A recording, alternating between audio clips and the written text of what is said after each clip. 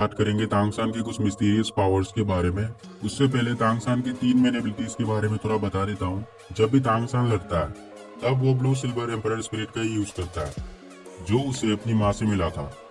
लेकिन जब तांगसान किसी स्ट्रॉन्ग ओपोनेंट या किसी ऐसे व्यक्ति से लड़ता है जिसका पावर लेवल उससे कहीं गुना ज्यादा होता है, तब वो हिडन वेपन टेक्निक्स का यूज करता है, जो उसने अपनी पिछले जीवन में सीखी थी। सारे उसके हिडन वेपन्स जहरों से बने होते हैं। और lastly Thang how hammer spirit, जो उसे अपने पिता से मिली थी। ये तो हो गया तांगसान की एबिलिटी और स्किल्स के बारे में। मैं ज्यादा डिटेल में नहीं जाने वाला, किसी और वीडियो में अच्छे से एक्सप्लेन कर दूंगा।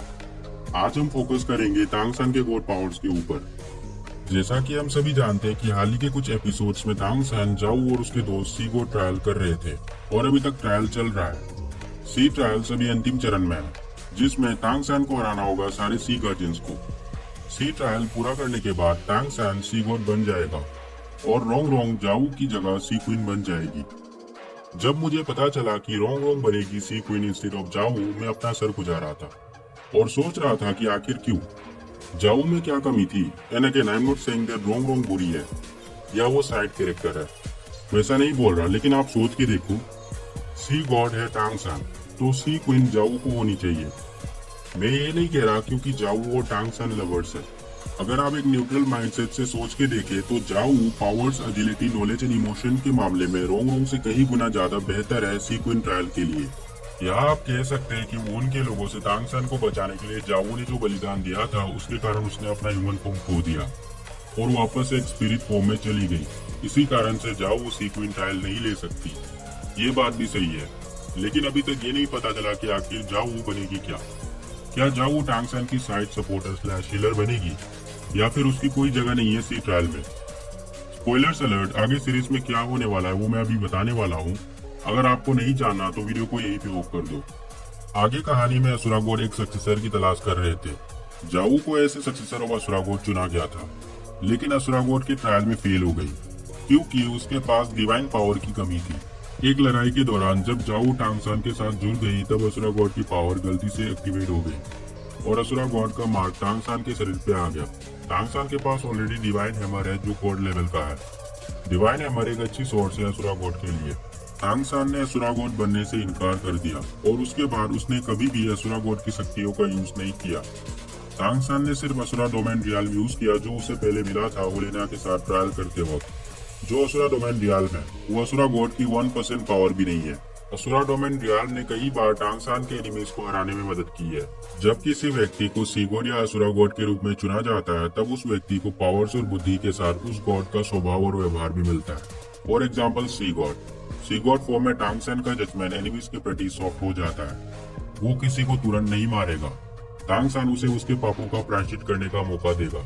जबकि असुरा गॉड फॉर्म में अगर किसी व्यक्ति ने तांगसान के साथ कुछ बुरा किया है, तो तांगसान उसे उसके पापों का प्रायश्चित करने का कोई मौका नहीं देगा, बल्कि उसे तब तक टॉर्चर करेगा जब तक वो खुद कोई मार नहीं लेता।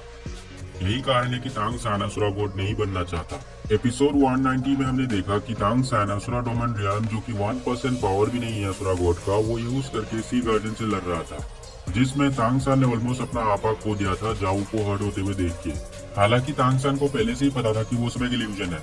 अब आप सोच के देखो, अगर तांगसान उस वक्त असुरा गॉड होती तो स्थिति क्या होगी।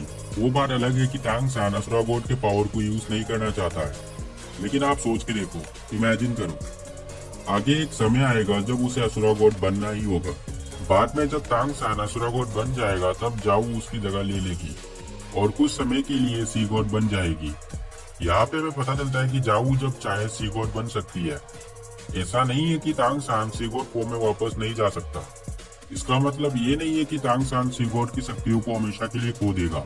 तांगसान अभी भी जब चाहे सी गॉड पावर को यूज कर सकता है, लेकिन उसे एक समय में या तो सी गॉड फॉर्म या असुरा गॉड की शक्तियों का इस्तेमाल करना होगा। सोल लेन के एक चैप्टर में तांगसान ने अपनी सी गॉड और असुरा गॉड फॉर्म को फ्यूज किया, जिसके कारण उसने अपना लेफ्ट हैंड ऑलमोस्ट गवा दिया था।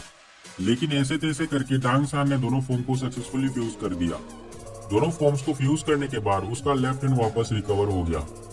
उसके बाद से तांगसान कभी भी अपने मन मुताबिक दोनों फॉर्म्स को एक साथ फ्यूज कर पा रहे थे।